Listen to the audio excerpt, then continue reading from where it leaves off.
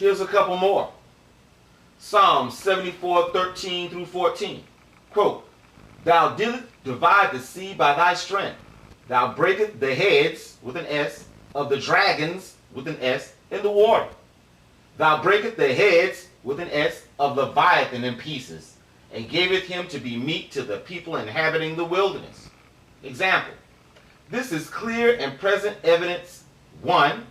Dragons and Leviathan are different. 2. There are more than one of each monster. 3.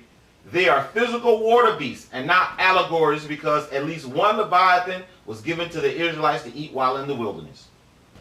Isaiah 27:1. Quote, In that day Yah with his sword and great and strong sword shall punish 1. Leviathan the piercing serpent. 2. Even Leviathan the crooked serpent. 3. And he shall slay the dragon that is in the sea. Example. There are 3 different hosts that obviously have spiritual powers over mankind that must be punished. We have 2 different Leviathans that will be punished and a dragon that will be killed at sea. To say, and he shall, is a bridging statement to show a continuous flow of information, meaning these are 3 different events being spoken of. To bolster my claim, even the Leviathans have spiritual powers over mankind, all we have to do is look at the book of Job and his descriptions of at least one of the Leviathans. Alright, context sake. Yah was getting Job's mind right about just how small he was by asking him unanswerable questions. At the end, he makes a startling revelation about Leviathan. Job 41:33 through 34. Quote, Upon the earth there is not his like, who is made without fear. He beholdeth all things high. He is a king over the children of pride. Example. This goes back to the multiple heavenly hosts, kings, rulers, nations being under one banner of Babylon. Isaiah 51:9. Quote, Awake, awake, put on strength, O arm of Yah.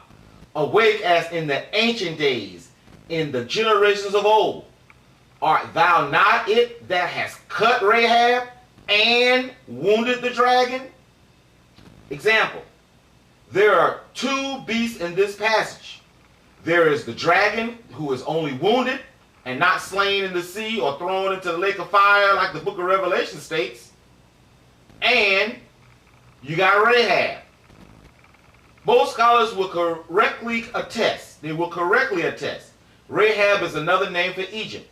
But I can't help but notice that most of the passages dealing with Rahab also mentions the sea. It is as though they are interchangeable at some times. Whatever it may be, a dragon is described as being big enough to swallow a man. Jeremiah 51:34. Quote, Nebuchadnezzar, the king of Babylon, has devoured me. He has crushed me. He has made me an empty vessel. He has swallowed me up like a dragon. He has filled his bellies with my delicates. He has cast me out. Example. To have the perception to say it must mean he knew a dragon could swallow him up. Am I right about it? Tell me if I'm right about it.